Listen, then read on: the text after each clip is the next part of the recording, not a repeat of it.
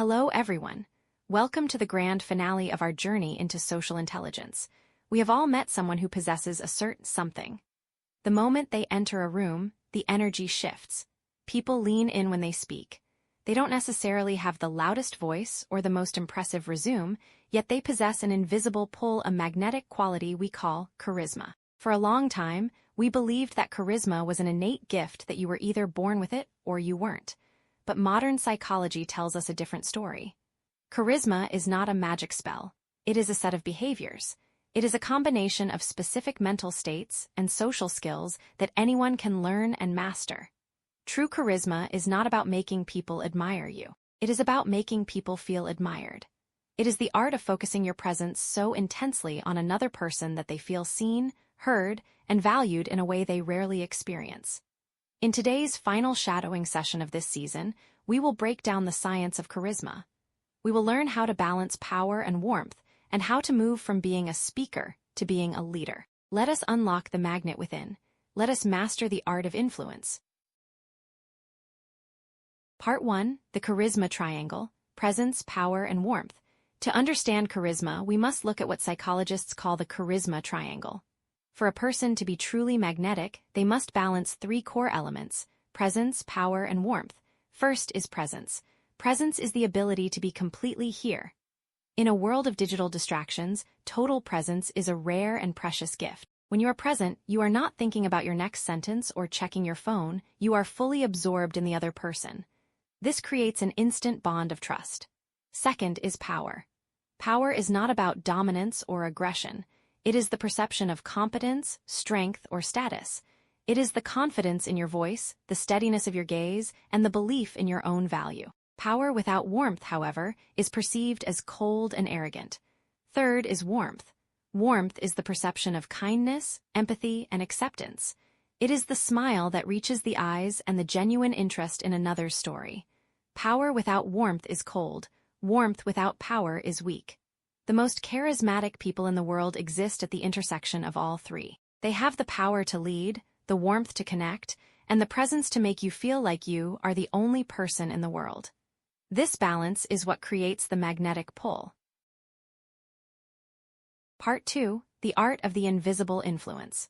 The secret of the most influential people is that they don't try to influence others. Instead, they create an environment where others want to be influenced. This is the art of invisible influence. Invisible influence begins with active listening. Most people listen to respond, but the charismatic person listens to understand. They use minimal encouragers, small nods, a soft or a thoughtful tell me more. By doing this, they validate the other person's experience. They also master the art of mirroring. Not a conscious mimicry, which can feel fake, but a subtle alignment of energy. If the other person is speaking softly and thoughtfully, the charismatic person meets them in that space. If the energy is high and excited, they rise to meet it. By mirroring the other person's emotional state, you create a subconscious feeling of safety and familiarity. You are telling them, I am like you, I understand you, you are safe with me.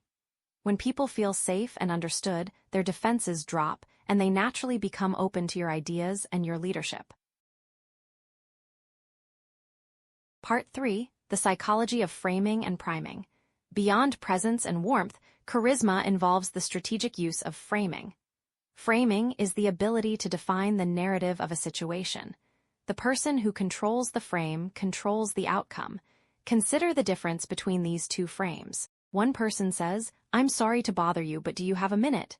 This frame is based on apology and low status.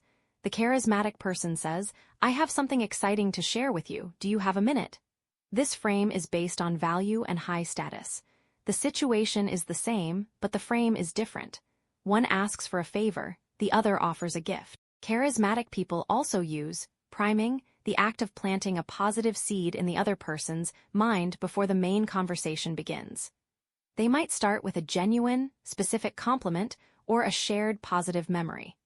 By priming the other person with a positive emotion, they ensure that the subsequent conversation happens in a state of openness rather than resistance. Influence is not about pushing, it is about pulling.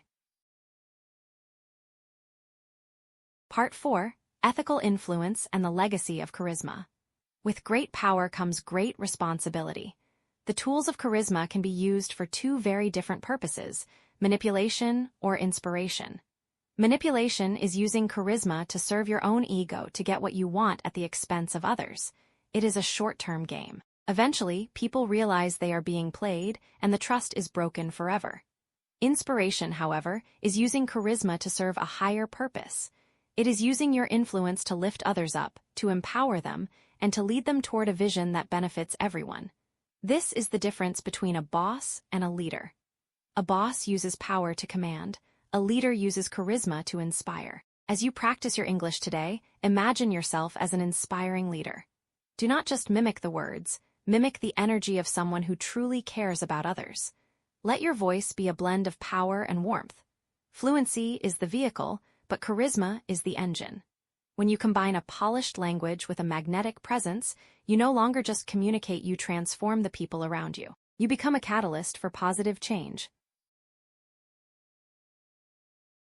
We have reached the end of our journey through the art of social intelligence.